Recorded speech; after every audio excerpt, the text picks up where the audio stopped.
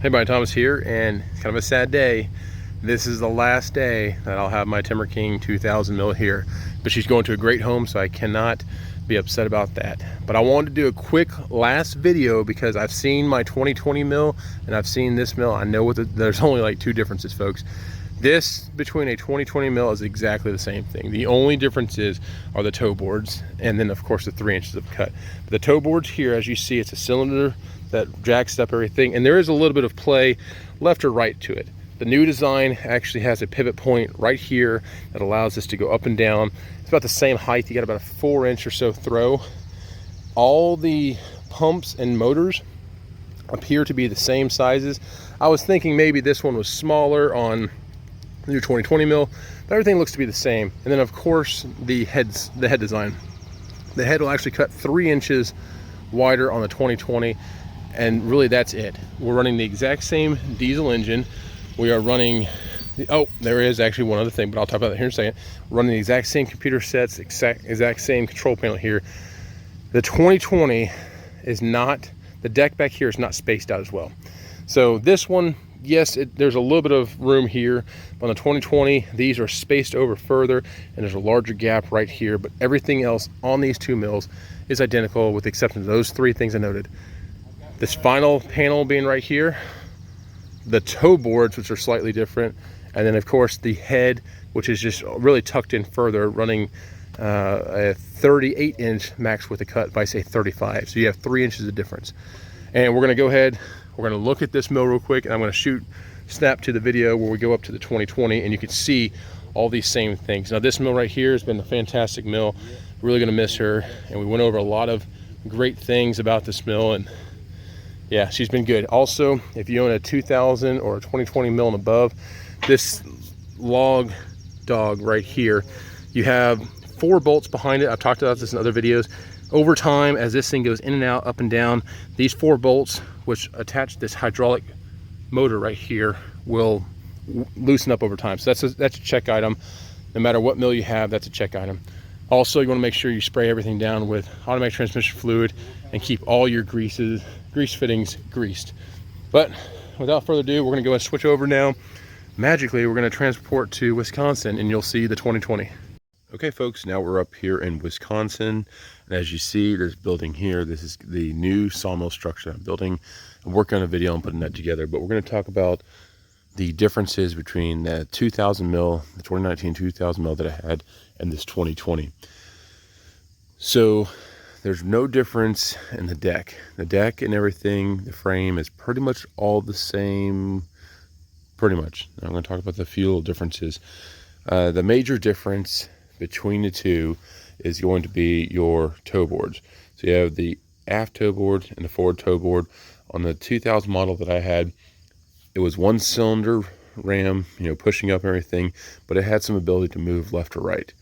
This one right here is quasi similar to what my dad has on the 2220. It does have a pivot point here as well as a pivot point there, and it raises these toe boards up to about a stroke of 4 inches. That's not as tall as what's on my dad's. It's about the same height of what it used to be, and the roller itself is wider and a little bit thicker. It's a good design. I like it. I'm a little bit confused really why the 2220 didn't go with this same design. It seems like this is a simpler design. On the 2220, it's just a massive thing. Maybe it's to allow for more toe in the wood because it is a longer mill. But yeah, that's a very notable change between the two, but it does function the exact same way as the one did on the 2000 mil. There's no change to the log turner. There's no change to the log dog or the log stops. All those are the same. The log lifter, I will say there is a little bit more space in this region right here. On my last mill, this right here would sometimes make contact when you're storing it for on the road and everything, about right there. So there is some kind of change done. I don't know the geometry or what the change was, but there looks to be some kind of change there. The most notable design change on the head is of course the additional 3 inches width of cut. And the main reason why I switched to the 2020 over the 2000 mil that I had is that my dad and I will be able to run the same blades. Really all they did is on the, I don't know if it was the 1620 as well, but on the 2020 above, they're all running the exact same head. So they're trying to standardize one type of blade to run. I believe the 1620 might be that way as well, but I'm not 100% sure.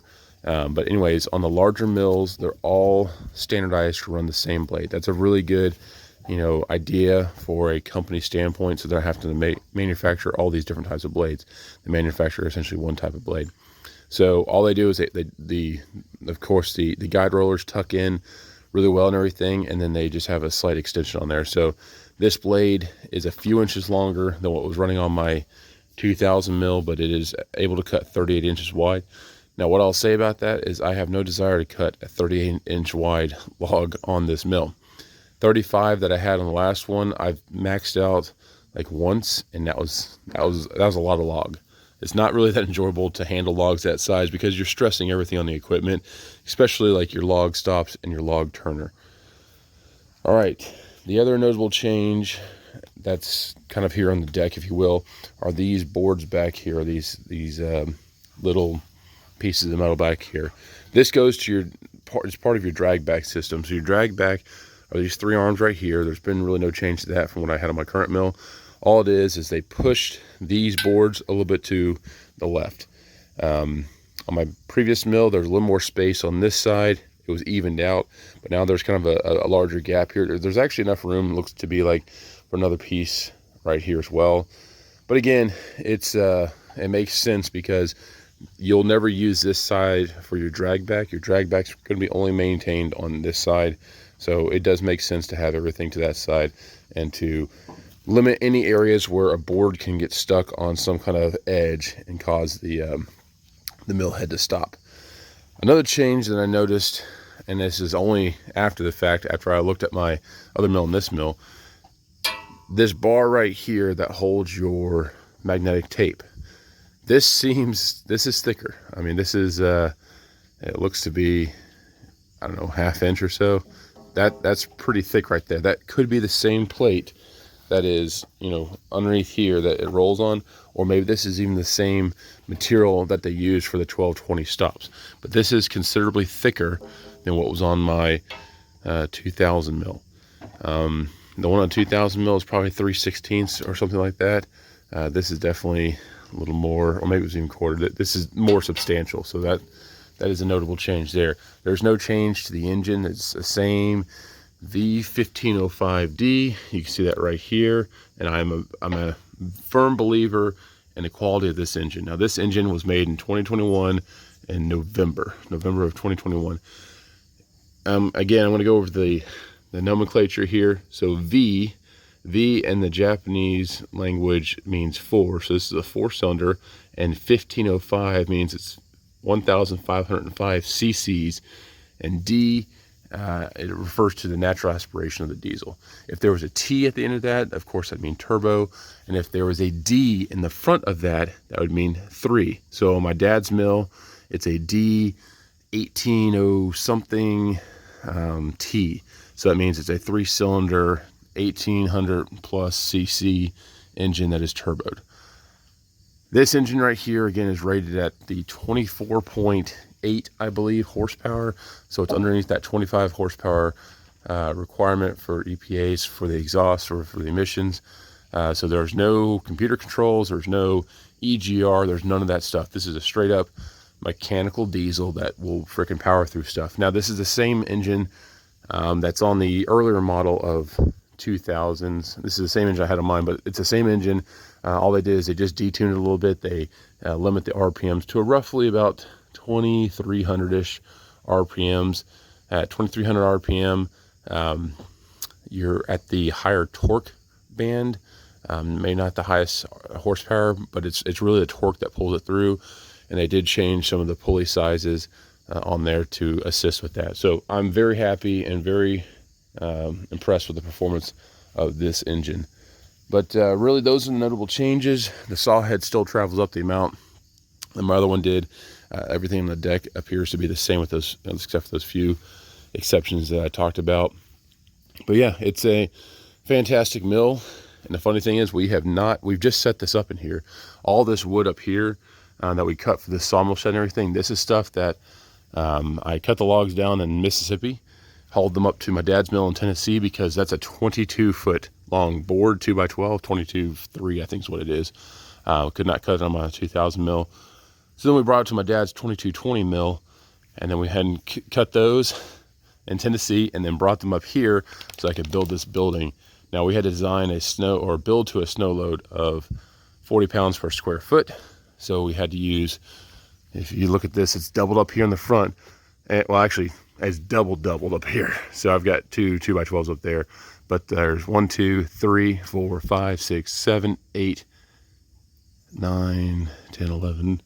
There's 12 up here. But the support here should be ample. I did check my height and everything at full extension up. I still have a couple inches of clearance, so I'm very happy about that. The only area I would be in question is where my members come over, but really once I bring the saw head to its location, that'll be it'll be close, but it'll still clear because it's where the engine's located.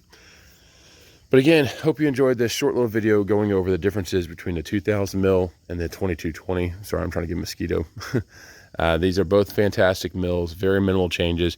And like I said, the main reason why we changed to this 2220, or excuse me, the 2020 is so that my dad and I will run the same type of blade so we can interchange stuff. And we can also continue doing carbide testing on this mill, because beforehand I couldn't do the carbide testing on my 2000 mil because I didn't have a blade that would fit it. I'd have to go up to Tennessee to do that testing. So more carbide testing videos will be done. And if we have anything between the two mills that we can test out, we'll definitely do that. We have a lot of modifications coming up. I'm going to show you all some stuff where we add a sweet little mod to our log dog here. And also we're going to go over the installation of a newer, improved solenoid on here. Solenoid, I think, is one of the greatest upgrades you can do on there. And also a few other little things here and there. But please like, subscribe, stay tuned. We'll see you around. Thanks.